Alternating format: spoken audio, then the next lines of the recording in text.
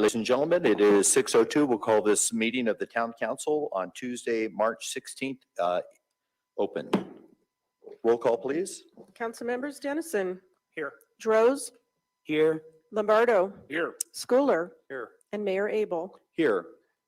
We're going to start off with our Pledge of Allegiance led by Council Member Dennison, and I will lead the invocation since that person's not here. So if you'd like to join us, please stand. Thank you. Please join me for the Pledge of Allegiance. Ready, begin. I pledge allegiance to the flag of the United States of America and to the republic for which it stands, one nation, under God, indivisible, with liberty and justice for all. Thank you.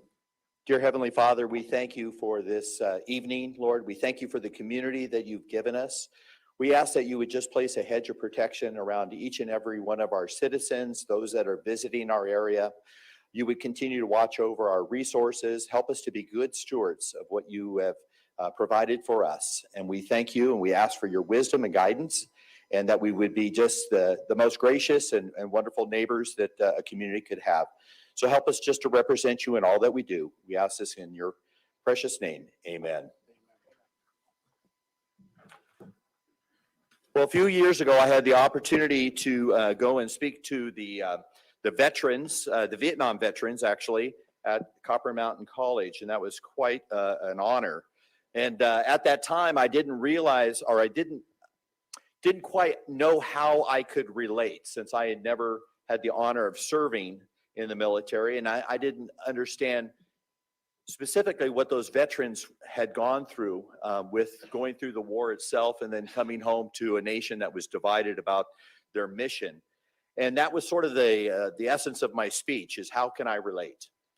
How can I relate to somebody who went out and risked their lives in a foreign land? How can I relate to the welcoming or the unwelcoming that they received when they came back? How could I relate to the experiences they had of losing a brother or a sister, leaving their families behind? And the answer was, I really couldn't relate. But although I couldn't relate, I could be thankful for what they did and what the sacrifices they made on our behalf.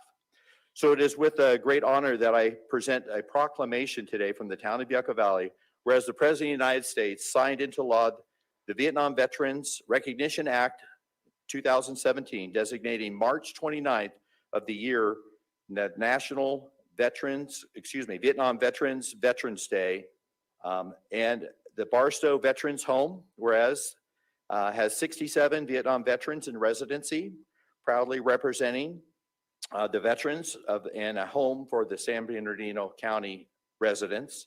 Whereas millions of brave Americans served our country in a conflict with courage, honor, and valor. Whereas more than 58,000 individuals made the ultimate sacrifice in Vietnam, and many thousands were wounded in combat. And whereas there are 1,677 Americans still missing and unaccounted for from the Vietnam conflict, and their families, friends, and fellow veterans still endure uncertainty concerning their fate. And whereas the 50th anniversary presents an opportunity for the people of the United States to honor and thank our Vietnam veterans for all that they have given in service to our country. Whereas on March 29th, 2021, veterans organizations, municipalities, and families across the state will hold welcome home ceremonies in honor of all veterans and Vietnam veteran-era veterans who served with honor. Now, therefore, be it proclaimed by the mayor and our council for the town of Yucca Valley that March 29th, 2021 is recognition as Welcome Home Vietnam Veterans.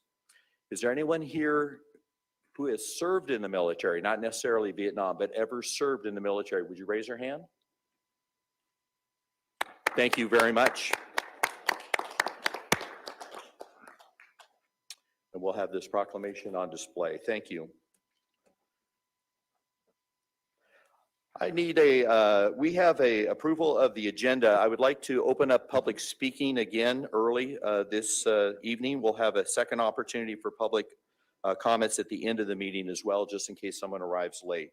So I'd like to make that change of the agenda, and I'd like to make that motion. Is there anyone who would second that? Second. Okay, motion is second. Roll call. Council members Dennison, Yes. Rose, Yes. Lombardo, Yes. Schooler, Yes. and Mayor Abel. Yes.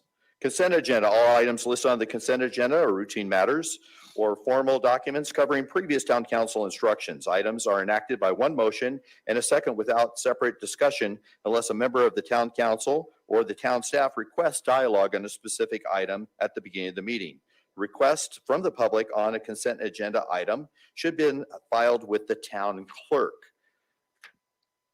Madam Clerk, do we have anyone wishing to speak on the consent calendar or No, agenda? none here. Thank you. Is there anyone here that would like to speak on just the consent calendar items? All right. Do we have a motion? I'll move the consent agenda. We have a motion by And I'll second. Councilmember Lombardo Second. and Dennison with a second. Council members Dennison, Yes. Rose, Yes. Lombardo, Yes. Schooler, Yes. and Mayor Abel. Yes.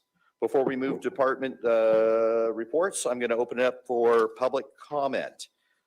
You will be given 3 minutes to make any comments on items not on the agenda. When you are asked to speak, please give us your name and community of residence. Please limit your comments to 3 minutes or less. Inappropriate behavior which disrupts, disturbs, or otherwise impedes the orderly conduct of the meeting will result in forfeiture of your public comment privileges. The town council is prohibited by state law from taking action or discussing items not on the printed agenda. And I have a request to speak from Chris Hutchins.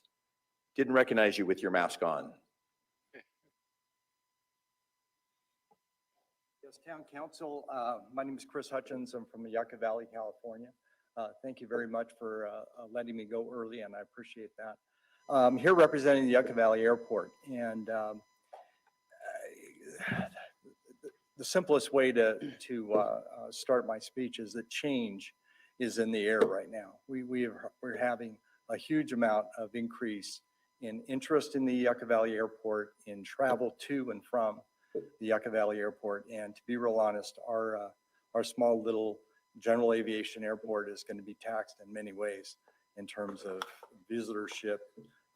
Just recently during the Hammers, we had a very light jet, not so light, land at our airport.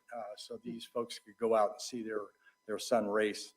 And it's very different than what it's been for the last 30 or 40 years. So our request from the Yucca Valley Airport is to maybe partnership with the city to try to acquire some kind of funds to strengthen our runway, to bring some facilities into the airport, such as restrooms and things like that normal airports have, and in any way ask for some kind of support and monetary, whether it's just meeting people or getting some kind of support from the state and local government and or federal government if we can. So that's pretty much it. It was just kind of impromptu, but again, I appreciate you letting me speak early. And I know you can't speak on it or do any kind of voting or anything like that, but we sure would appreciate the support. Chris, can you tell me, maybe you mentioned it at the beginning, your position with the... I've been working for the last 5 years with the Yucca Valley Airport as a consultant, and I'm doing a lot of their busy work. It's an all-volunteer board of directors, and they were doing all the work before they brought me on. I was the president of the airport or the airport council for 5 years prior to that, so I had a little bit of background in terms of getting forward on some of our projects. In 2007, the airport actually put together an infield plan that was approved by the state of California. We've just never been able to fund it, and that's what we're a little bit worried about. Just recently at the last meeting that we had some folks from LA that want to fly light jets in as a taxi service. It's called a Part 134, and they want to know, how much money we needed, and our concern on that is a little bit like losing control of the airport by, having some folks come in with a little bit more financial interest than maybe community interest. So Very good. Yeah, again, like you mentioned, we're not allowed to discuss it in any detail, but if you do have any samples or examples of partnerships between cities and agencies like yourself, please provide that to the staff. Certainly. I Thank sure you. will. Thank you very much again. You're welcome. One comment is, I didn't know if Chris was leaving earlier, but I'd like to also make a meeting and discuss the item with you. There's some other background too that I have for our local community and the airport in regards. Thank you. Very good. Is there anyone else wishing to make public comments at this time? You don't have to wait till the end. All right, Mr. Flint.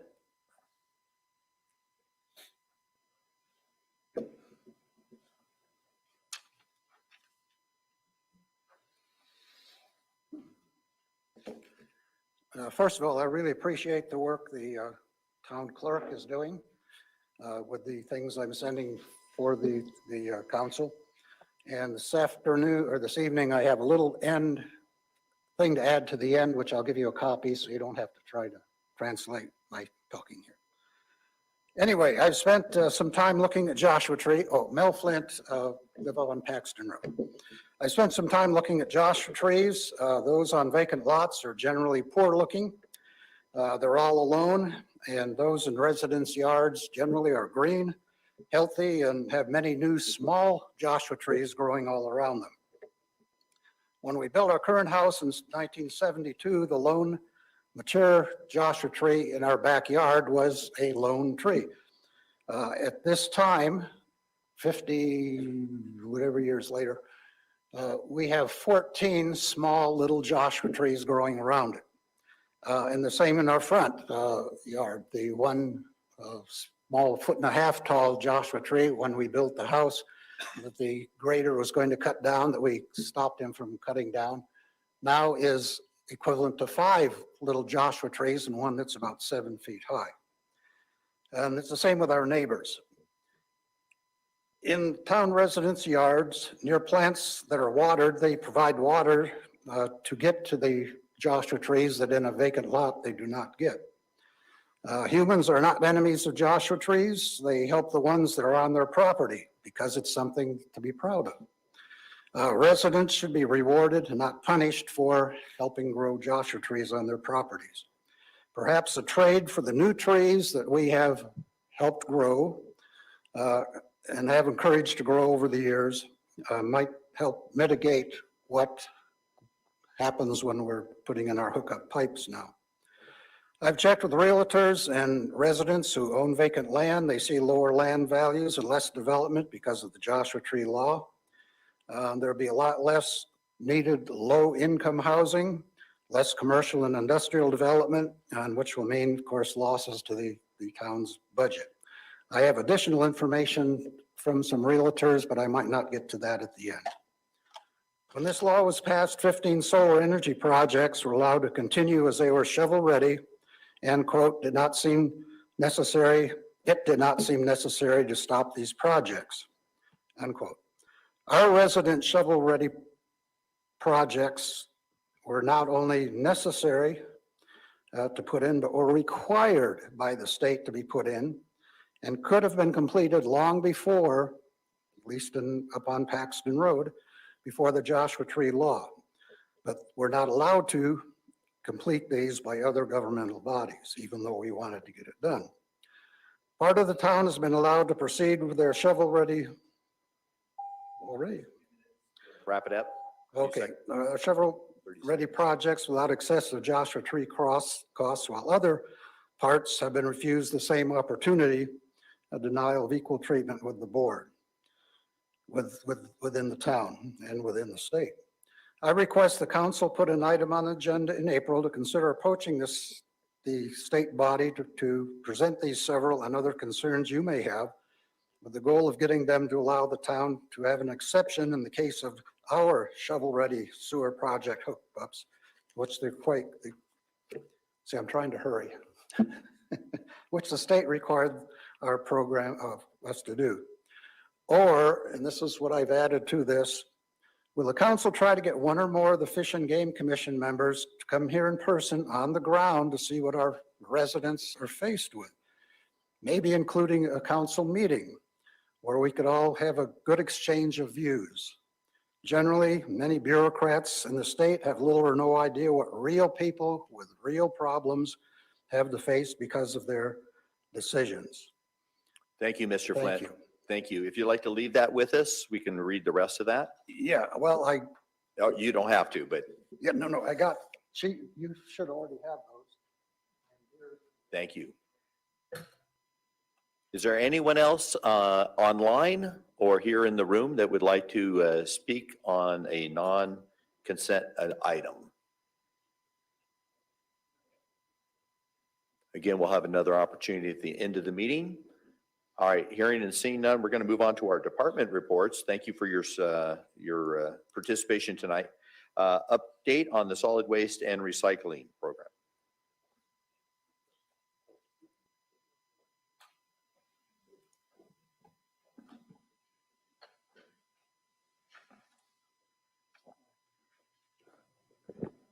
Good evening, Honorable Mayor and Council. This evening, I'm bringing before you an update on the solid waste and recycling for the town of Yucca Valley. The recommended action before you is that the town council receive this file and update on solid waste and recycling. So with the new franchise agreement in place with Burtech and our new updated solid waste management ordinance, town staff has been very busy planning programs and community events to aid in compliance, specifically with SB 1383. This report will provide an update on the town's implementation program for SB 1383, as well as updates on other recycling facilities, events, and programs. The final regulations for SB 1383 were finally adopted by CalRecycle in November of 2020, and they are comprised of 127 pages. So if you can't sleep at night, feel free to pick it up and you'll be out just like that. Initially, these regulations were supposed to have been adopted in late 2018, early 2019, in order to allow cities and haulers the time needed to create their implementation programs. The town has been busy working with Burtech, the town's franchise hauler, on creating programs that will ensure that the town is compliant. So the town is going to be using a phased approach that highlights the important components that are necessary to be compliant under SB 1383. Hey, Jessica, if I could interrupt, can you just go spend just a minute talking about what 1383 is, in case people don't know what that is specifically? Oh, sure. SB 1383 is the required or mandatory organics recycling legislation that goes into effect on January 1st, 2022. There are a lot of components to it, but basically there are some thresholds that mean that the town needs to, or the state is trying to meet like a 75% target from a 2014 composting, I guess, mandate. But basically, long story short, it's organics recycling that's coming to both commercial and for residential. And it will also include food recovery programs as well.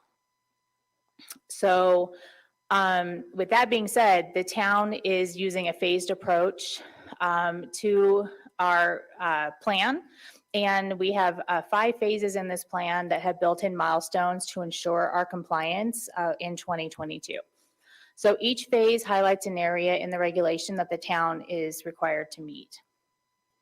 Phase 1 is program development. Phase 2 is a review of the solid waste ordinance and franchise agreement to ensure that all the programs and services that are required by the final regulations are in those. Phase 3 is public education. Phase 4 is the program implementation, which will include education and outreach and also resources for businesses and residents. And then Phase 5 is the monitoring of the program. So there are some features within the legislation that will definitely have an impact on the town. So I wanted to kind of highlight what some of those are going to be. Right now, first thing is mandatory organics recycling for all commercial and residential dwellings. That will include having a third bin or cart for organics collection at your business or at your home. It's also going to require specific bin and cart colors at some point in the legislation, and also specific labeling requirements. It also is going to include a new route to collect these organics.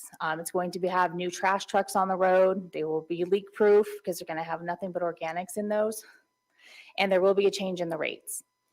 There's also food recovery programs that are required.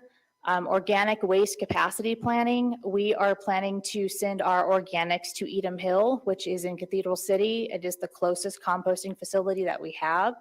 Right now, the closest one to us is in Coachella, which is 104 round trip miles away, meaning that the costs for transportation are very high. So having it in Cathedral City makes those a little bit more manageable. And Edom Hill is anticipated to be completed in 2021, later this year.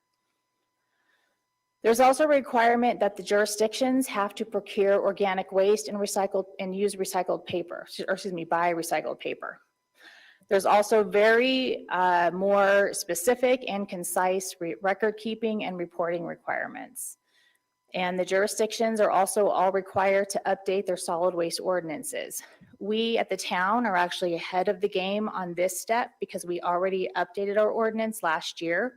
However, we will need to review our ordinance and our franchise agreement and just make sure that all of the components that are in the final regulations that just were adopted by CalRecycle at the end of last year are included in both of those documents.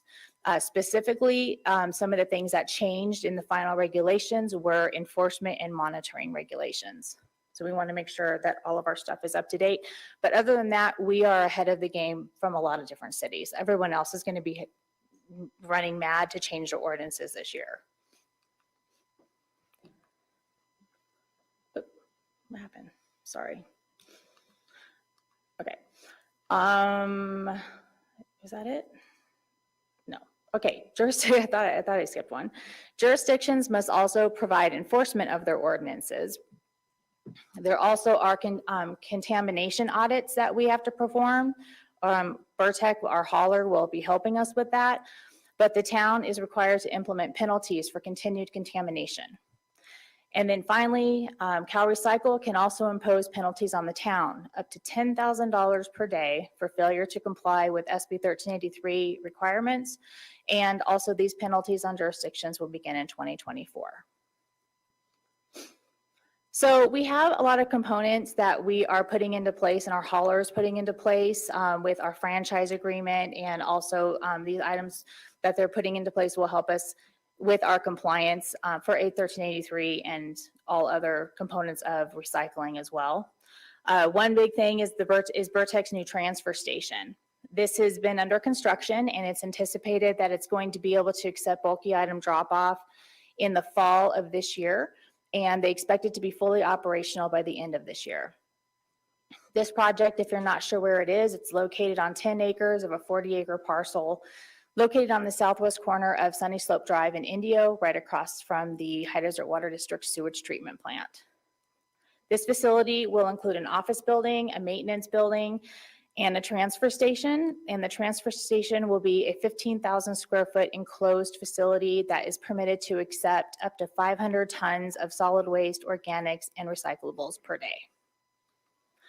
If you haven't been by it recently, here's construction photos. This building here is going to be part of the maintenance building. And I keep hitting the wrong button, I apologize. This is the maintenance building here, and these are the offices for their staff. And then in these pictures here, this is part of the transfer station right here. So the trucks will be going up and onto the floor, and then this is the actual build out right here of the transfer station. The maintenance building is in the background.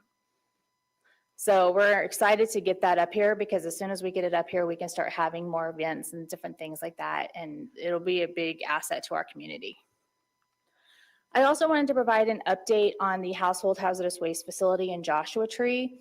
As you know, the facility was closed the last 3 months of the year for remodeling and upgrades. And that facility is now open. It reopened in January, and it's open 2 Saturdays per month now, the first and the third Saturday from 9 a.m. to 1 p.m. until August, or through August. And then starting September, they will resume their normal schedule of being open every third Saturday of the month from 9 to 1. The household hazardous waste facility in Joshua Tree accepts household and auto batteries, fluorescent light bulbs, sharps and needles, motor oil, used oil filters, antifreeze paint. They also accept e-waste, appliances, different things like that. So for more information, if you're not sure what can be taken there, please visit greensb.net or contact them by calling 1-800-OILYCAT. That's OILYCAT. And these are some before and after pictures of the household hazardous waste remodel. As you can see, they just had a slight little kind of like a carport type thing, and they've built a large substantial structure that will help provide shade from the elements, and will stand up to the wind and all of that for their facility out there. They also did some repaving and some remarking of the pavement. So the town also has some planned events for town residents. After a year of not being able to have any events at all, we're excited to be able to provide some for our residents. The first one is going to be a drive-through household hazardous waste collection event. And we're also going to be having a community cleanup event. So the details for both of these are that we are going to be collaborating with San Bernardino County Fire Department to host the drive-through household hazardous collection event. And that will be on Saturday, April the 24th from 9 to 1. And it will be in the north parking lot of the community center, just right outside here. And we are still working on this program, so details will soon be available on the town's website, on our Facebook pages, and also flyers will be available at Town Hall. We are also collaborating with Burtech to provide a community cleanup event, which will be held on Saturday, May 15th from 8 to noon. That will be located in the vacant lot, which is east of the Public Works Yard on Business Center Drive. Again, same place as it was held last time. And I have to give a shout out to Mr. Don Lander, who has allowed us to use his vacant lots again for this event. So thank you, Don. This is a quick site map of the general layout. If you notice, this is Business Center Drive right along here. Mr. Landers also owns a property that's down in this area. You can't see it.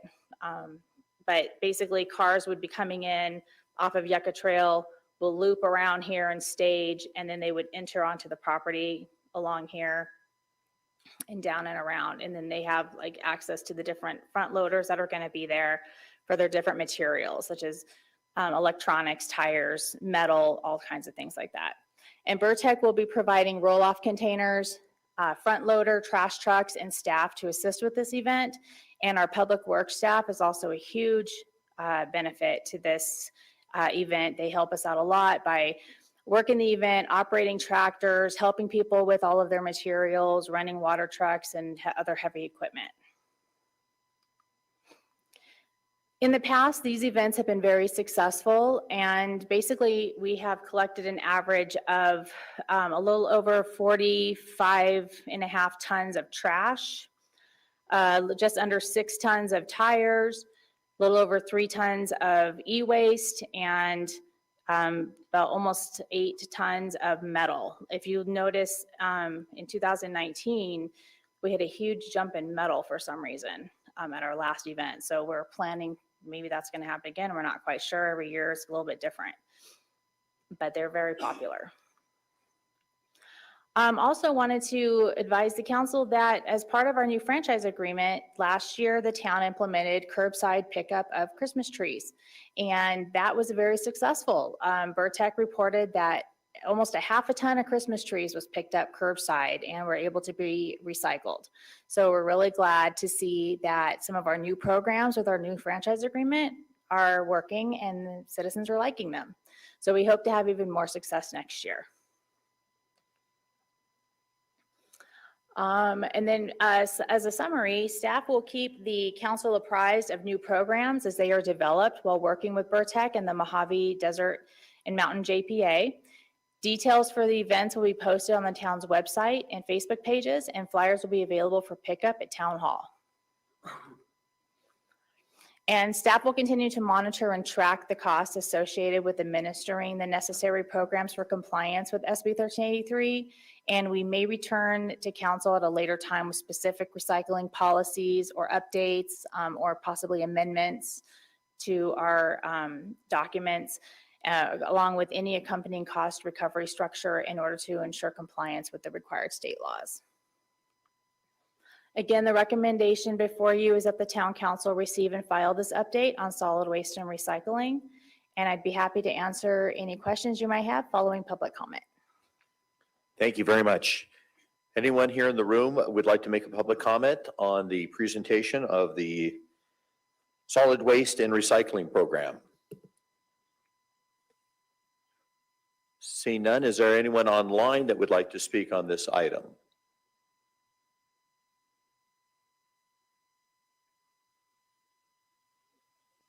All right. We'll bring it back to council for questions and comments. Go ahead. You mentioned that there's a, I don't know if it's a requirement or an idea that the town is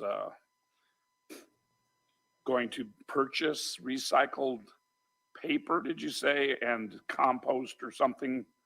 Yeah. Do we know how we'll use that or how that's going to be accomplished? Do we have a need for those things? We are working on that. The town's required to start buying their recycled paper. We have to determine how much we need to buy, I guess. And then for the compost, yes, the town will have to purchase compost, but we do have a plan right now that we're working with Burtech where they would be able to most likely set aside the amount that is equivalent to what we would need to purchase and sell it on our behalf to the farmers that are down the hill.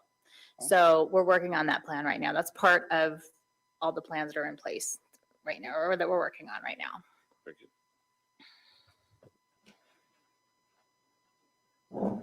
Yeah, I just wanted to make a comment. Thank you for the update. I've been following it quite a bit for the last few years.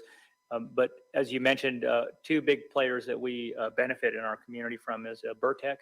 I appreciate them with their new transfer station and working with us to meet the needs for organic waste. And the other part was I took advantage of the first day back for HHW.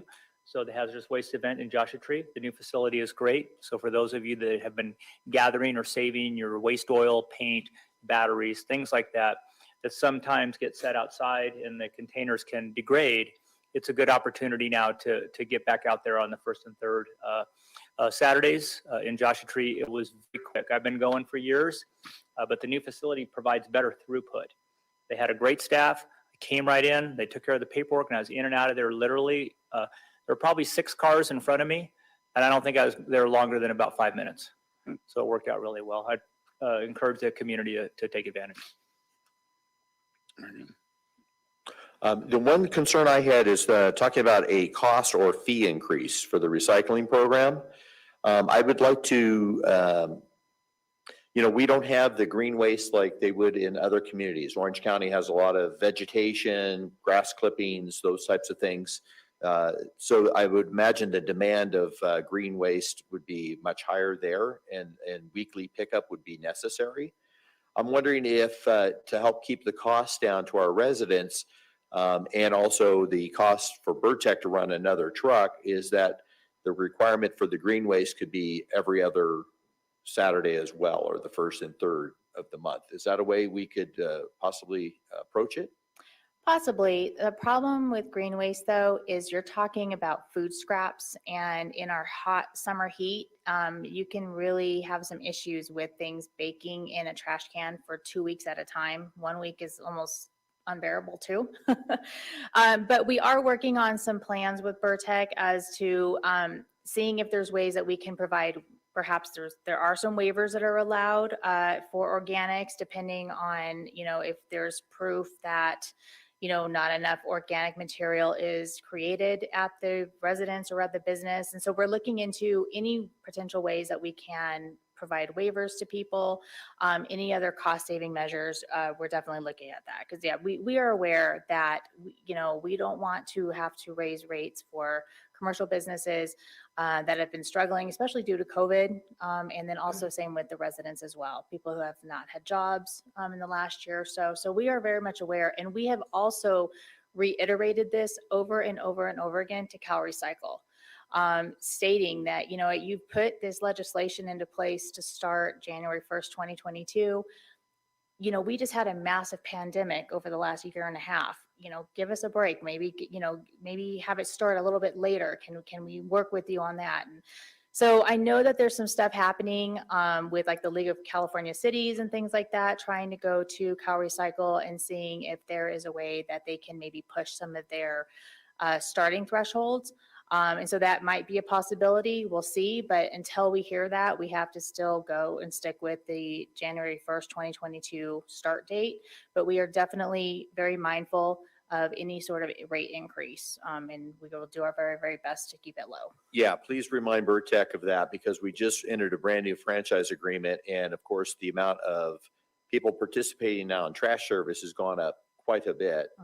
And they're driving those vehicles that probably, well, they could be added some mileage, but for the most part, they were still traveling past a lot of empty homes and not picking up trash and not getting paid for it. Now they've got paying customers all up and down the street. So I really would like them to really take in consideration, because the fee increase is what scares me, the cost Yeah. involved. Just to add on to that, Mayor, we do want to make sure that the public understands that the 1383 regulations are primarily dealing with food waste, whether that's generated at the residence or whether that's generated at a business.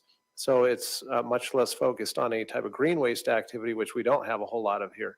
But this is statewide regulations that are being driven with the primary objective of reduction of greenhouse gases. And so it's a policy conversation that Sacramento has had and has encapsulated through their Cal Recycle regulations. So the handling of the material, you can think of food waste versus your solid waste that goes to the landfill. The requirement that the food waste be treated completely differently than any of the other waste. So you have your recycled waste now that needs to be separated through one route. You have your landfill, and then now this is basically, it's almost better to think of it as wet waste. So that, that's what they're calling it, is wet waste. So you'll have this separate container at your house, has a separate truck, goes to a separate place, and is completely treated differently. And so there's significant cost to that. That is not as easy as just incorporating it into your other rates. So we're going to look at how and what flexibility we have when we look at those rates. There will definitely be a different rate structure in place once 1383 is in place. It would almost bankrupt the hauler if they're put into a place where you have a whole different waste stream without any cost recovery. And the town certainly wouldn't be in a position to be able to cover that cost for the residents either. So that's a little bit down the road, and it's a little bit premature based on the timing yet. We don't know exactly, while the state guideline is January 1 of 2022. We're still working on the ability to even have a place to take it and making sure that is in the works. And so we want to make sure that the residents know that this is something that is being driven by state policy on climate change. And that's the genesis behind all of these regulations at this point. Quite clearly, that's the goal of the state, and it's stated as much in the regulations. So just want to make sure that that's clear, that it's not necessarily just green waste, but it's really wet waste that's coming out of both residents and businesses together. So it wouldn't be mixed with green waste? Not sure how that's mixed together or not, but the real focus is on the wet waste. It is, yeah. And we will be mixing the green waste with the wet waste or the food waste because Burtech's facilities can handle them together. That's how they do it down below, like in Palm Springs, Rancho Mirage. They've had the organics recycling down in those areas for quite some time. So, but we will definitely work with Burtech, and there will be education to everybody as to what can go into what bin and so on. So we're we're finalizing all that stuff right All now. right. And yeah, you make a very good point about that sitting around too long at your trash Yeah, cans. I know how yeah. that is when I miss trash day sometimes in summer. Yes. They're going to compost the wet waste. Yes, yeah, that is the whole goal, is that no more food waste, green waste that goes to the landfill, like as Curtis was saying, to prevent the greenhouse gases. So now all of that needs to go into a composting facility that we've made into compost and recycled. All right. What a lovely topic. Okay, so we will receive and file that report if there are no other questions, and we'll move on to item number 8. Thank you. Good evening, Mr. Mayor and council members. We have a presentation for the irrigation water use reduction study, sport fields, and turf analysis. The recommended action is to amend the fiscal year 2021 general fund budget to appropriate $12,000 from the unassigned general fund reserves, authorize the town manager and town attorney to execute professional service contract with RHH Landscape Architects and Planners in the amount of $41,700, and establish a contingency fund in the amount of $5,300, and authorize the town manager to expend this fund to complete the study. The study description, the study will provide, the approach is going to be a comprehensive analysis of irrigation water use on the existing 19 acres of turf that we have in the town. The study will determine methods and recommend alternatives with the goal of reducing the irrigation water use. To get to this study, it was based on the increasing water rates. You can see in the left side of the presentation, the water rates, how they are increasing per year at this 3% rate from HDWD, and also the town facilities expansions, that the parks that we have, Community Center, Macris, Brem 1, Brem 2, Tri-Valley Little League, recently added 4 acres, and the parks without sport field like Essex and Paradise Park. Those, based on the increase of water rates and the town facility expansion, you have an increase in long-term cost. You can see there that is in a red number in 2021 that we have a projected water irrigation cost of $247,000, almost $250,000. And in 7 years, if you go to the table in 2027, 2028, you will have $300,000 of irrigation costs. The irrigation water use reduction study will evaluate the water use reduction with the existing system, excuse me, evaluate the natural turf alternatives, so bring a different type of turf with shorter dormancy, appropriate with, for the time climate conditions. It's going to evaluate the removal or conversion of unused passive turf to areas with low water use plants or decomposed granite. Evaluation of the water saving technologies, such as water retention products. Evaluation of fertigation system. This is a process that combines fertilization with irrigation, and the conversion from natural turf to artificial turf.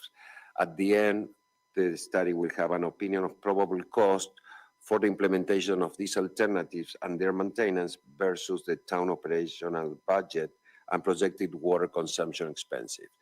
Also, we included in this study the analysis and the evaluation for sports fields conversions from natural turf to artificial turf.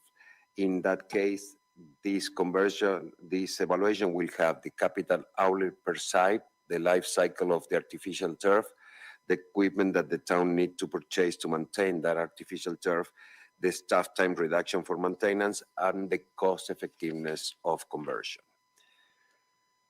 The fiscal impact is the fiscal year budget has allocated $35,000 for this study. The proposal came a little higher in $41,700. We are asking for a contingency of $5,300, so the total irrigation water use reduction study will be a total of $47,000. So staff is asking to amend the fiscal year 2021 general fund budget to appropriate $12,000 for the completion of the study. So the recommended action is to amend the general fund, appropriating the $12,000, authorize the town manager and town attorney to sign the contract with RHA Landscape Architects and Planners in the amount of $41,700 and establish a contingency fund for $5,300 to complete the study. That concludes my reports, and I will answer any question you may have following public comments. All right, we'll move to public comments. Anyone in the room wishing to make a comment or ask questions about this study or this proposal? Anyone online wishing to speak? All right, we'll bring it back to the council. I have a quick question. Are we limiting this to sports fields? And if we are, why? In other words, if we're trying to cut back the water usage on the town's behalf, I would think the study would want to go beyond that and study all of our turf and where we could cut back and maybe go xeriscaping in some parts, so we eliminate the need for No, turf. it is including all the turf, unused, we call it unused and passive turfs, the ones that are not sport fields. So a sport field, the only part that we are doing in a sport field, the extra analysis that we are doing in a sport fields is the transition from natural turf to artificial turf. The other ones are gonna be desert landscape or. So they are going to decomposed land. analyze all of our Yes. present turf The that the town 19, owns? the 19 acres, yes. Okay, that's good. Because I was thinking if we eliminate some turf from having to be, Mhm. changed over, that might be the best and prudent way to cut our costs. Councilmember Rhodes. I'm just wondering, RHA Landscape Architects, I'm sure they have a lot of experience, but I think it would be pertinent to make sure they have experience in a desert environment. I mean, I don't know if they have only done things in Orange County and LA County, or if they've ventured out to the desert. Because with the windstorm we had just yesterday, I mean, you saw how much sand blew all over. So how does artificial turf react, and how do you clean that up in a sandy environment when you have a big windstorm like that? So I just want to make that comment. I think it's something to. Just people- as background, RHA Landscape Architects based out of Riverside, California. RHA has worked for the town on many previous projects in the town park. So their experience is very broad and far ranging, and they do very well understand the desert environment that we're situated in. Okay, well, thank you. On the other hand, we contacted the school district. We contacted the high school because they have just turned their sport field into artificial turf. It was a different issue. It was not water reduction. They have a risk issue when the water, with the leveling of the fields and everything, according to the sports that they were playing. So we contact them, and the maintenance that the artificial turf needs. We were looking at different cities also, and they have a new system that implemented that is, we reduce even the water usage during the year for the maintenance of the sport field. So we are looking at different alternatives, trying to reduce the irrigation water use. Thank you, Armando. And Shane. Yeah, I just want to make a comment on the item. Thank you very much for that briefing. It is the most valuable commodity I think that we always have is water. Everything else we can import easily, whether it's gas, electricity, telecommunications, but water is a little more difficult, requires a lot of infrastructure, and we don't have an endless source of it out here. So I appreciate looking at this item. I think conservation is very important to us, and looking at the opportunities to reduce that water consumption is an important move. It'll help us make a good decision on the direction we want to go. I do appreciate turf. I think there's a lot of purposes for it in certain areas, but on larger areas, the high school was a great example that you just talked about. Heavily used field, it requires a lot of maintenance, a lot of water, but the entire town is growing and consuming more and more of our resources. I think this is a good step to see if we have an opportunity to reduce that consumption. So thank you for bringing it forward. With that, I would like to make the recommendation to move the item. All right, if there's no other discussion, we'll look for a second. Second.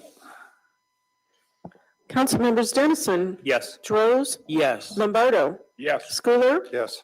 and Mayor Abel. Yes. Thank you for the presentation. We'll move on to item number 9, please.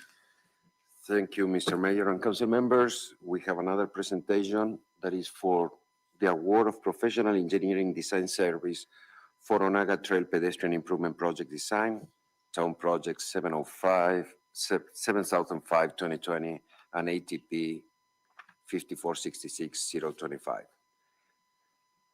The recommendation is that the Town Council adopt a resolution amending the fiscal year 2021 Special Revenue Fund budget, award a contract for professional engineering design services to KOA Corporation for the design and preparation of the construction documents for Onaga Trail Pedestrian Improvement Project in the amount of $155,995, and authorize the town manager, town attorney, and the mayor to sign all necessary documents to complete the project. The project description, as it was introduced to you in several opportunities, the project is located on Onaga Trail between Acoma Trail and Grand Avenue. It is divided in two segments due to existing constraints to meet the general plan designation. Both segments would have full width pavement, curb gutter, handicap ramps, and sidewalk on both sides of Onaga Trail, and this would result in sidewalks on both sides of Onaga Trail between Sage Avenue and Acoma Trail. The general plan designation for Onaga is an arterial, is considered an arterial with 4-lane divided, requiring a 100-foot right-of-way along the entire length from Kickapoo to Palomar. The existing constraints are that Onaga does not contain the necessary right-of-way for the widening to what is required in the general plan designation, and that council in September of 2017 approved the preliminary project design concept that does not implement the general plan right-of-way requirements. The first segment is Onaga between Acoma and Church Street, and that will be improved to a local road standard of 60-foot right-of-way. There will be no additional right-of-way that could be required, and the improvement can be constructed with minimal impact to the existing residents. The second segment is Onaga Street, is between Church Street and Grand Avenue. It's going to be improved within the existing 80-foot right-of-way. There's going to be 4 lanes of traffic, a painted median with turn pockets, no on-street parking, and no shoulder. And only 6 houses westerly of Palm Avenue that would be affected by the provision of parking on the street. Staff did an evaluation. On January 13, we received 5 proposals for this project. 2 were non-responsive, 3 were evaluated, and KOA was the one that was more qualified for this project. So the funding that we have for this project, the funding allocated on the fiscal year 2021, it totals $134,970 that are Measure I, ATP grant, and sorry, there is a mistake. There is a Fund 800 that is the Capital Projects Reserve. The original project budget funded through ATP was considered that it was going to cost $971,000, including all the phases, environmental, design, and construction, as you can see in the table there. We are in the second phase, the design, that is plans and specifications as estimate, that was estimated in $60,000, with $48,000 from the ATP and $12,000 from local funds. We updated the estimate project cost, and the construction cost right now, instead of being $906,000, is going to be $1,000,000 $186,000 in updating the construction cost from 2016 to 2021. And the total project cost will be around $1,700,000.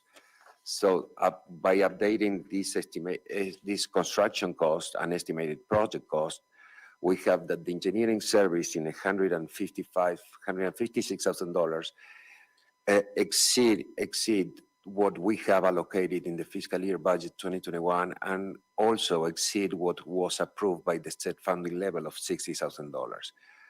And also represent 13% of the construction cost that is within the standards, industry standards.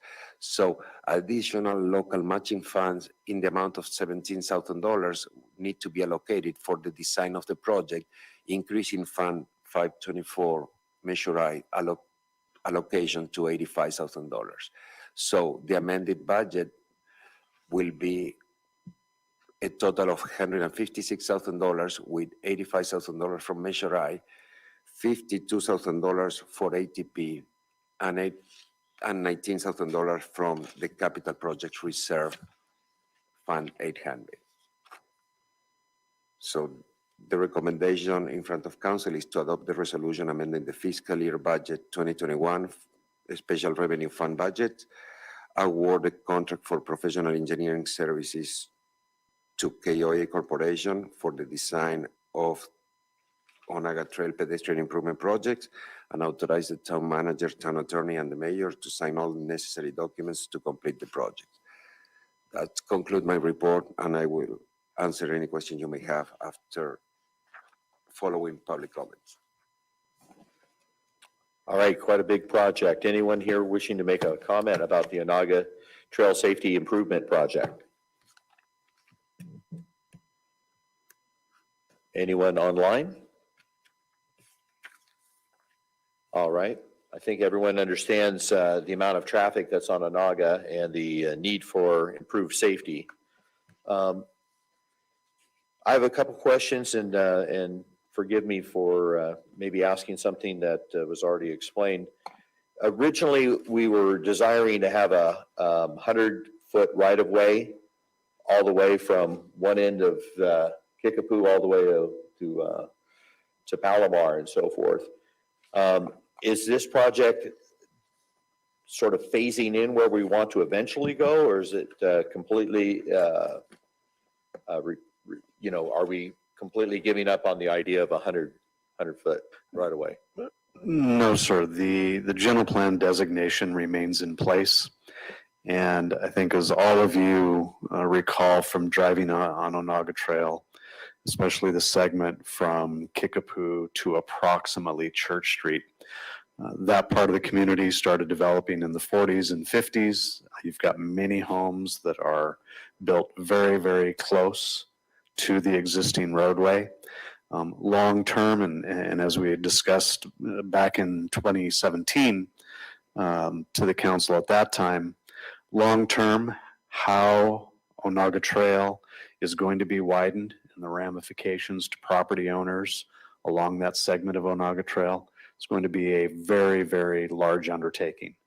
But is the widening of Onaga Trail necessary over and for the long-term growth of the community? Yes, that remains in place.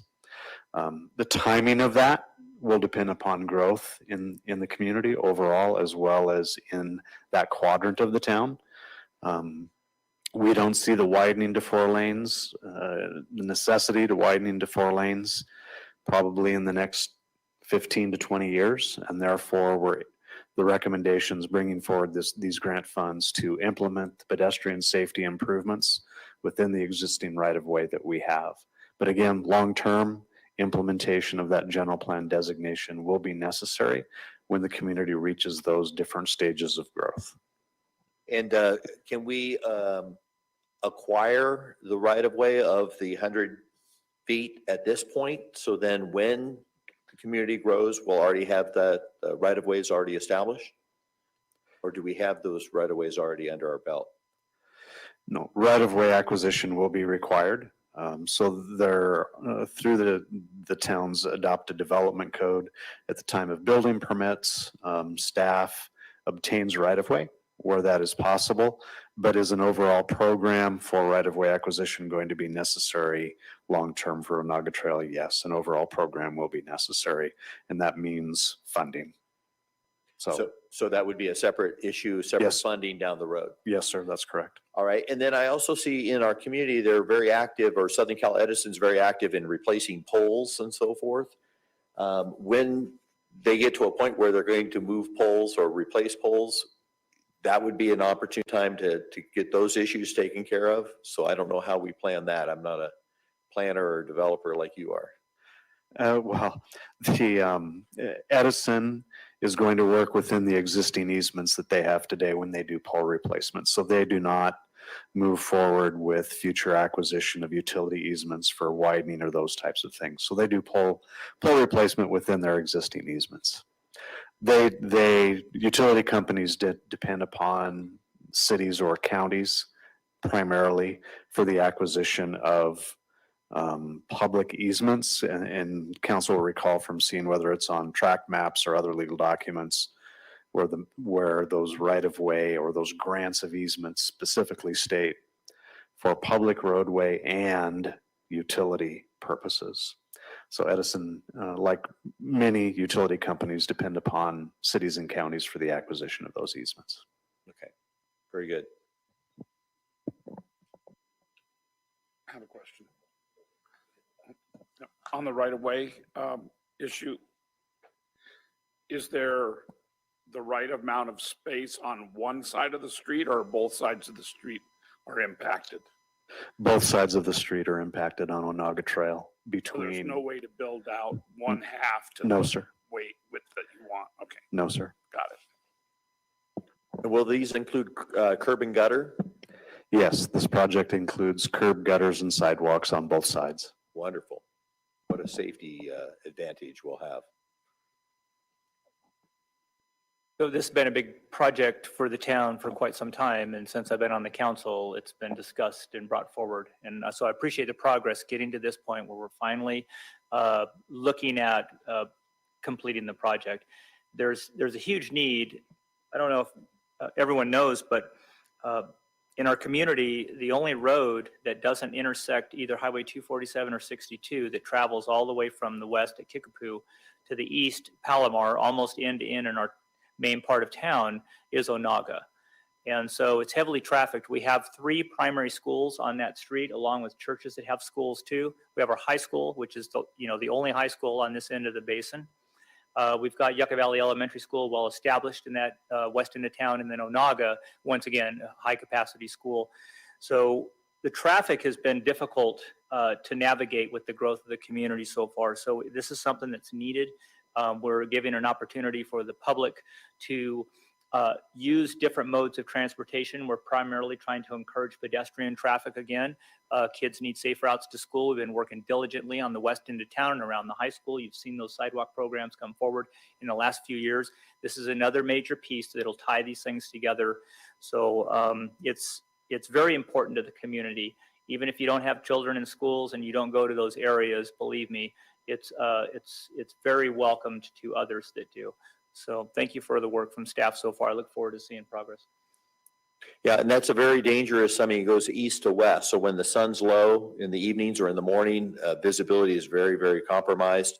And people walking or running or cycling, anything, it's just very, very dangerous in its present state. This widening project will not allow a designated bike lane on one side or the other with this. There's a portion where no parking is allowed on the street, so we have that constraint. It's possible that some form of bike route or bike lane could be included. The difficulty, though, is there's no connections to go beyond on this one segment. So we can look at that issue, but there's no connecting points east or west for those bike lanes to continue. Right. I just think between schools or on their way to school. Understood. Yeah. And then also I've seen some communities where they only build a sidewalk on one side of the street to utilize the widening even more on the other. And I don't know if that's a poor design for something like this, or was that mainly just in a little residential area where they do that? No, I would not refer to it as a poor design. Unfortunately, though, just that 6-foot width of that sidewalk still does not give us any amount of right of way to really make any significant changes. Okay, very good. All right, well, we're excited about this. As you said, we've been talking about this for a long, long time, so. I'll move the recommendation that the town council adopts a resolution amending the special revenue fund budgets and award the contract to KOA Corp. For the design and preparation of bid-ready construction documents for Onaga Trail pedestrian improvement project. I will second. We have a motion and a second. Roll call, please. Councilmembers Dennison, Yes. Droz, Yes. Lombardo, Yes. Schooler, Yes. and Mayor Abel. Yes. Item number 10, please. Staff report. Thank you, Mayor and Council. This item is related to the authorization of award a contract to True North Research for an update to the town's community livability survey for a not to exceed amount of $28,610.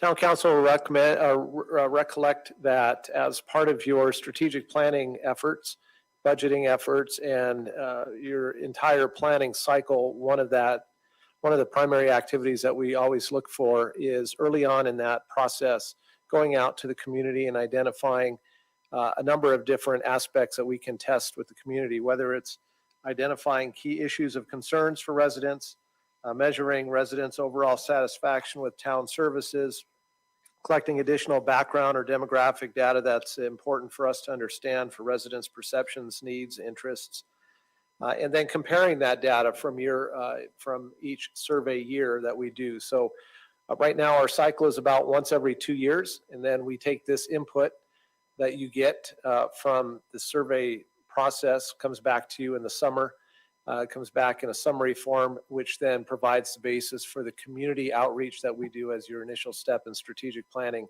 and ultimately the town's updated strategic plan, which you'll do in the fall of this year, leading to your next 2-year budget cycle. The recommendation is to utilize the existing vendor that we have for the past 2 years, True North. Dr. McClarney's well-versed in what we've done here in the past, has a number of data points that we look at year over year, as well as leaving an opportunity for us to be able to craft certain issues that we want to test that may be different from each individual survey cycle. And so based on some of the comments that the council has received from the public, whether it's related to quality of life, short-term vacation rentals, things like that, gives us an opportunity to test certain concepts with the public and identify what it is that we want to include in that next upcoming strategic plan process. So again, the recommendation is to award the contract to True North. The last part of the recommendation is if the council is interested in participating in developing potential questions or ideas, then certainly you're welcome to establish an ad hoc committee. You've done that in the past. I think we did that for the first study. We did not do it for the second study. So it's really up to the pleasure of the council. Complete staff report, and be happy to answer questions after public comment, Mayor. Any questions on the livability study survey and update? All right, seeing and hearing none, we'll bring it back to the council. Any questions or discussions? Is anyone interested in forming an ad hoc committee?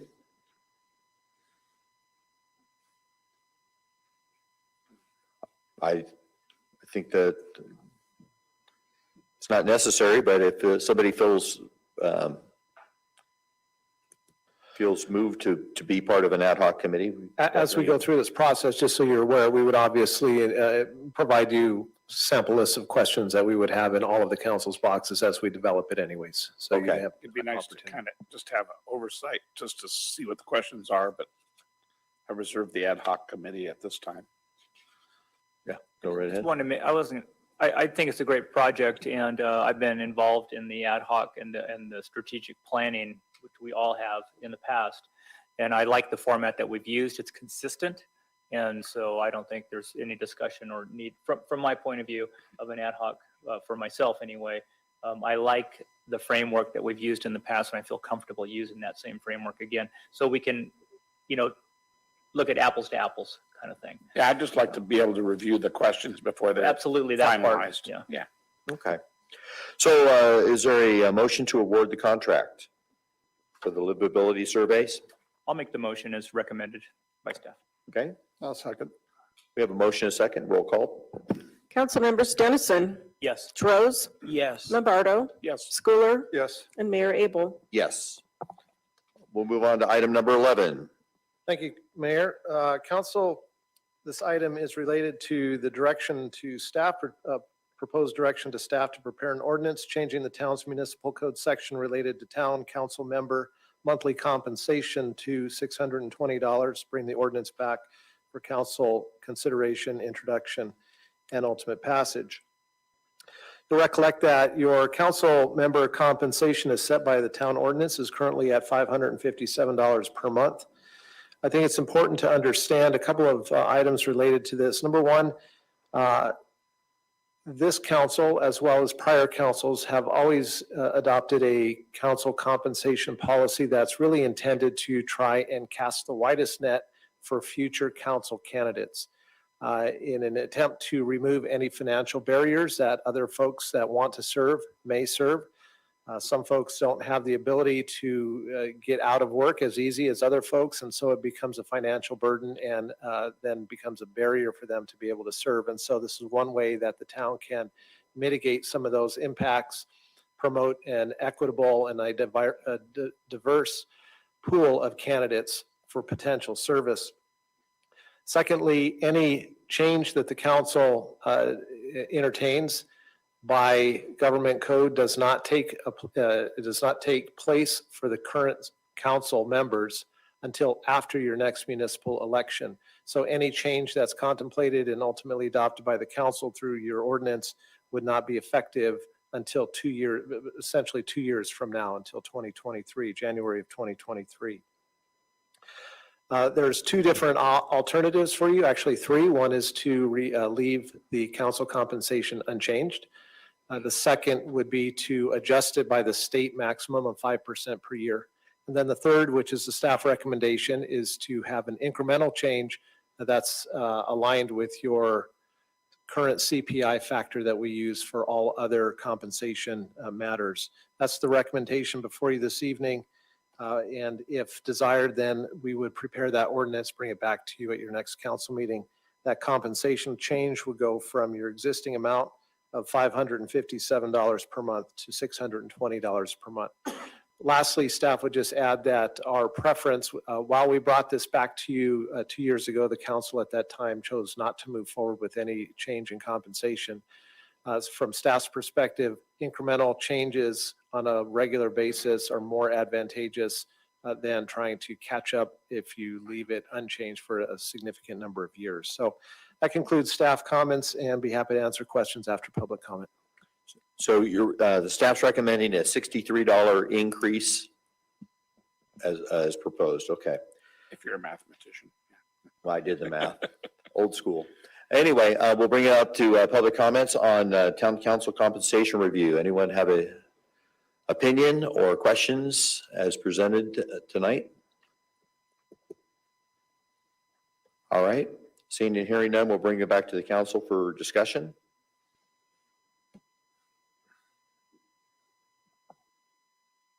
I would like to make one comment on it. I think the town manager made a good comment in there where he talked about casting a net.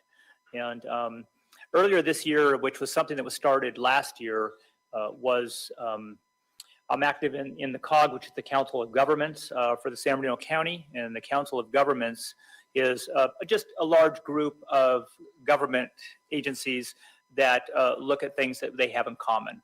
And so that's pretty good. And we try and keep it in alignment with the county vision statement.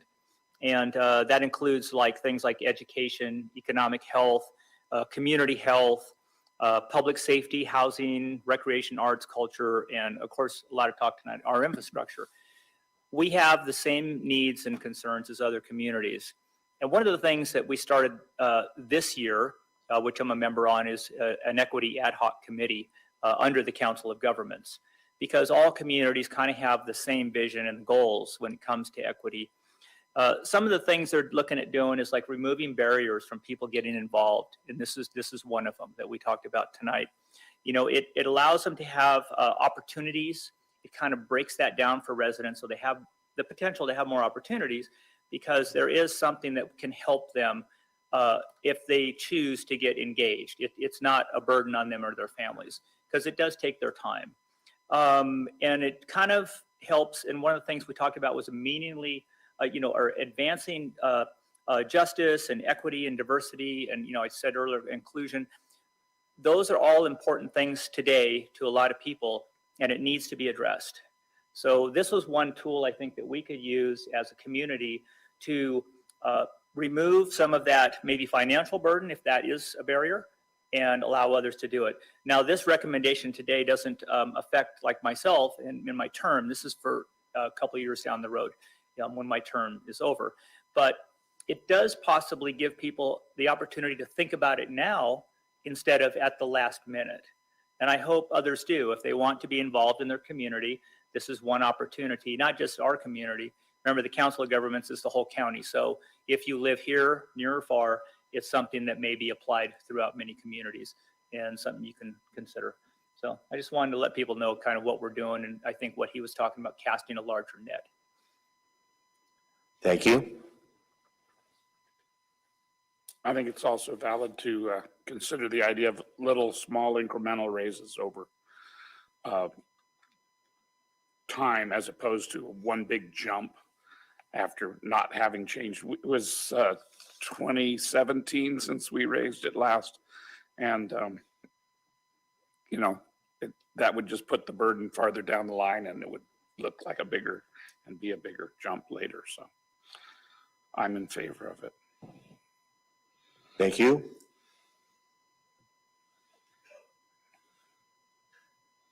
Any other discussion? I'll move it forward. And I'll second. Motion is second. We'll take a roll call. Councilmembers Dennison, Yes. Droz, Yes. Lombardo, Yes. Schooler, Yes. and Mayor Abel. Yes. So that's a $63 increase from 2017 to 2023. It's basically, well, it's for the last 4 years. Remember, the action you take today doesn't become effective until after the 2022 election. So it'll be January of 2023. So it's basically a 4-year coverage. Okay. All right. We'll move on to future agenda items. Any council member wanting to have an item brought forward in the future? I would like to know more about the airport situation and why it would be of benefit to our community to have a more vibrant airport. Am I allowed to? You're allowed to ask to put that on the future agenda item. I would support you in that move to discussions with the board, airport board. I agree, because I know the airport does not have any fueling capabilities either. Planes have to fly there with fuel and fly back somewhere else. So I think that's a bigger issue, though. I don't think they're even thinking. Yeah, about doing that could be a very big issue of, Yes. anyway, we won't discuss it now. We would be happy to look at that. This is the first that we've heard of any request this evening during public comment. Staff was not made aware of any of those comments prior to this. So it will take us some time to reach out to the individuals, understand a little bit of the background, understand what context and what framework that should be brought forward to the council, but we'll put that on our work plan. All right. Thank you. Can I just make one comment? Some of the prompting of this was as a result of some monies, I believe, that are going to be made available or are available to rural or small town airports in the new stimulus bills. This is the second time I've heard of money being available, and I know that our airport has kind of fallen into disrepair because of the costs of new tarmac and that sort of thing. And the fuel and that sort of things would be useful. And not having a bathroom, I wasn't aware that they don't have a restroom there. Seems kind of one of the big deficits. And All right, we'll have an opportunity to get into that once we bring it back. So any other agenda items, future agenda? All right, We'll move on to public comments. This is your opportunity. You'll have 3 minutes in which to make public comments. Any inappropriate behavior which disturbs or disrupts or otherwise impedes the orderly conduct of the meeting will result in a forfeiture of your public comment privileges. The town council is prohibited by state law from taking actions or discussing items not on the printed agenda. If you come forward, please make sure you state your name and community of residence. Anyone here tonight wanting to make a public comment on anything not on tonight's agenda? Is it a different item, sir? Okay, go ahead, Mr. Flint.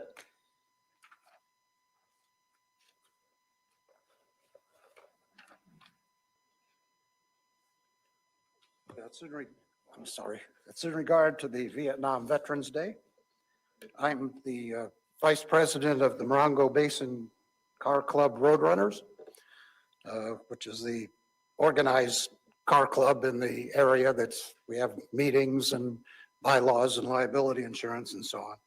We've been supporting the VFW in Joshua Tree, and I realize that's not Yucca Valley. It used to be a VFW in Yucca Valley, one in 29 and one in Joshua Tree. And for whatever reason, the only one left now for the veterans of foreign wars is in Joshua Tree. We put on 6 months ago, we put on a car show for the guys and drove them around a little bit. Had one guy that was in World War II, so getting pretty old and so on. But anyway, what I wanted to mention was they have opened their kitchen every Wednesday morning, noon, I should say, every noon, 11 to 1. They have various Mexican plates and stuff. So if you're over in that vicinity, help them out. They need all the help they can get, and everybody would appreciate any help they can get for lunch. Thank you. Very good. I'm sure a lot of people think you have to be a member to go in and eat, but that's not the case. Very good. Thank you, Mr. Flint.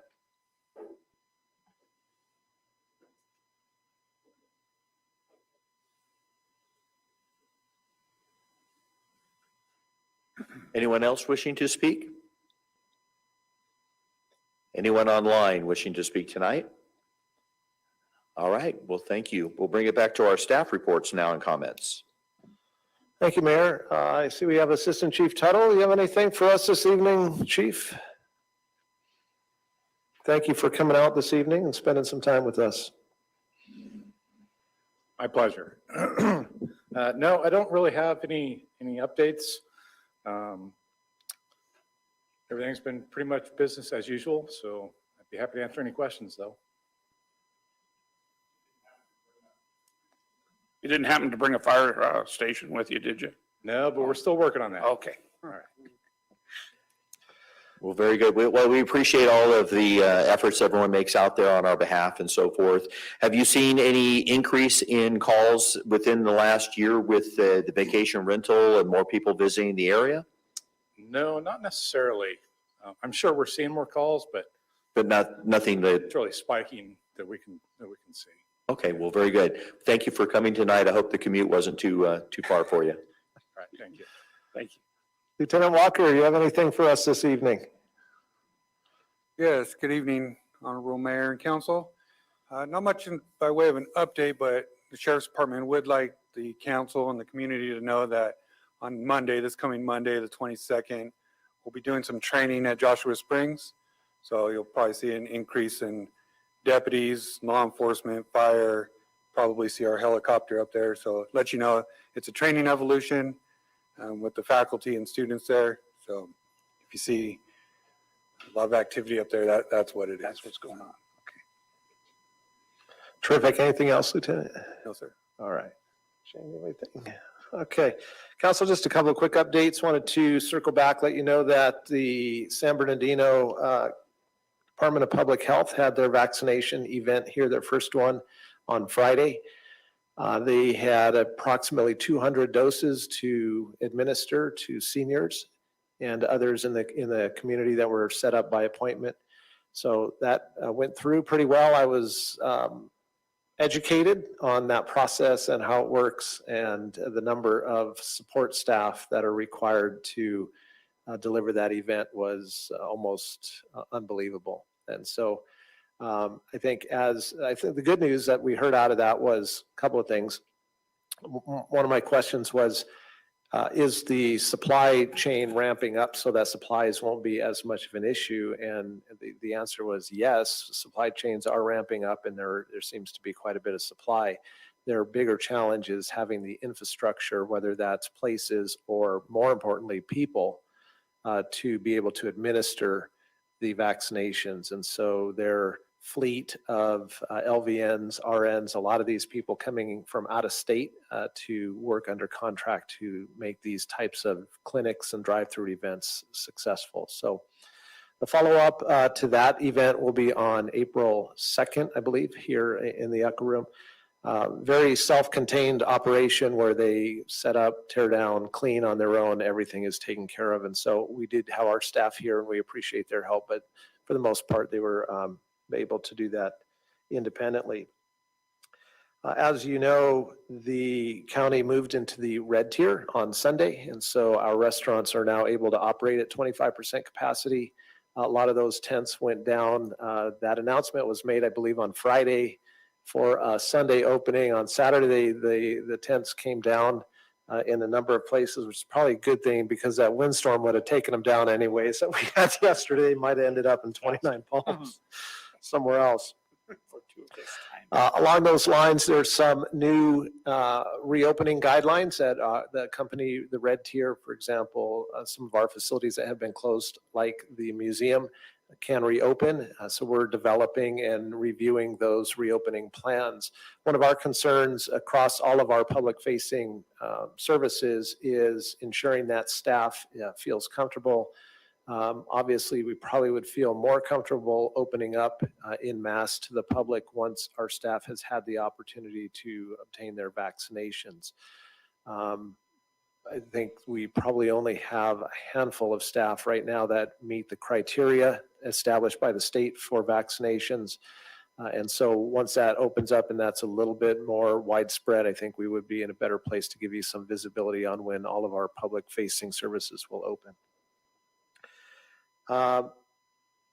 Along the same lines, user group requests are coming back to the town, whether it's Tri-Valley Little League, Morongo Basin Youth Soccer Association. Some of the other sport groups are inquiring and making reservations for field use, and so those programs seem to be moving up a little bit quicker than we had anticipated. So I think that's good news, get the kids out there. Lastly, we participated in a webinar today on federal stimulus round 4, whatever round we're up to now, this $1.9 trillion program. That is providing a good number of dollars to the town, individually to the town.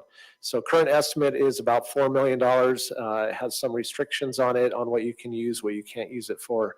There will be a number of policy conversations and guidance that, as we understand the program better, will be brought to you in the form of alternatives and recommendations for how those funds will be spent. So good news for the community for sure. And I think there'll be some opportunities that may not have existed prior to that allocation of funding. So I think that's it, Mayor. Thank you for your time. Thank you very much. We'll move on to our council member comments. Councilmember Dennison. Really no comments today. I want to follow up and ask the town manager, are there any follow-up vaccine events in Yucca Valley that have been scheduled? So aside from this second one that is scheduled for April 2nd, which really is the second half of so that's really for those that have already been vaccinated in that first event. County staff has indicated that they are next interested in reaching some of what they deem hard to reach populations. And these might be facilities that they can go into, for example, our Dumosa Senior Village, to be able to go on site and deliver some of the vaccines, with the understanding that as more retail establishments are opened up for filling in the vaccinations for the broader public. And so I think that's really their focus, is more the hard to reach ones. We still have the ongoing standing vaccination clinic at Copper Mountain College. And as those tiers are rolled back for more and more individuals to be eligible, that when we don't see any visibility yet on a closing date for that. I think right now they're looking even into late summer for that facility to remain open and fully servicing this community. And still providing transportation options for. We do. I don't know how many, Jessica, if we've even had anybody take advantage. We try and get that word out there. Are you aware of any? I am not yet, but I can reach out to MBTA and find out. But we asked them to give us a bill at the end of the month, so we might get something at the end of this month. I'm not sure. But we'll certainly put that on our social media platforms, like make sure that folks know that we can help them if they need a ride out there. Yeah, it's just a nice way to get rid of a barrier if that is one for them. So that's it. Other than just thanks again, always to our crews out there, taking care of our community and the staff here for helping us move projects forward. Thank you. Thank you. Councilmember Drozd. I just want to say about Clayton and Sue. We have the sports council meeting that I attended last week, and they always do that really professionally. And there were a few people there that really want to open up, and like Curtis said, youth soccer, and there are other sports that are anxious to open, and some are trying to open this spring. So we'll see what happens. And Jessica, thanks for the great presentation on solid waste. And I'm new to being on that committee, so I'm still learning about it, but thank you for all your hard work. And I want to let everybody know, I work at the college, and I'm a job developer, and that's one of the jobs I do. And right now there seems to be a lot of job openings in Joshua Tree and Yucca Valley. I don't know if it has to do with COVID. Maybe some people don't want to get out quite yet and be in public, but there are a lot of businesses reaching out. The one small business in Joshua Tree told me they needed 15 people. So there are quite a few. So if anybody is interested in the job, give me a call and I can give you some of my connections. But anyway, I'm just letting people know there are jobs out there, so go out and apply. And that's about it. Thank you, everybody. Thank you. Councilmember Lombardo. Just want to acknowledge our Vietnam veterans on this day and thank them for what they went through on behalf of our country and for all of us, whether we realize it or not. And I do a lot of work for the base and the veterans that come back from the Iraq War and that sort of thing, and they all have symptoms, and the ones that I see, I do evaluations for their VA benefits and some of their dental work, and they go through an awful lot, and I think we all need to be aware of the fact that they've sacrificed for us in many ways, and we should just be appreciative of what they've done. Whether or not we agreed with what happened in Vietnam or the cause of the action, it was something that our country sent these people into, and they accepted that responsibility. So I think we need to acknowledge them and be thankful. Thanks to the staff of our town for helping things run smoothly, and I think we're making great progress even in this time of COVID and the shutdown, and I can't wait to get back to being open and taking off these masks and getting to greet people again like we used to. We have a very friendly town, and I want to see it get back on all cylinders again like it used to be. It'll never quite be the same, but I want it to be as close as it can be. Thank you. Thank you. Mayor Pro Tem Schooler.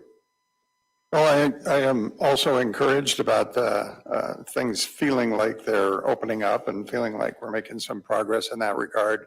The sports teams, youth sports teams, kind of activating again. That's a good thing. And I also I'm encouraged by these projects coming up. The irrigation study, I think that's really important because our turf in this town is pretty much everybody's backyard. You know, the houses don't have turf, but the athletic turf and park turf that we have is important to the whole community. So I hope we can make some progress on that and keep it affordable, whatever we wind up doing.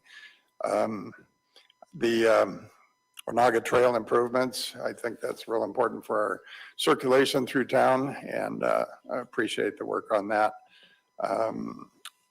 Also, yeah, that's it. I just encourage that things are feeling like they're going forward right now. So appreciate that. Very good. Thank you.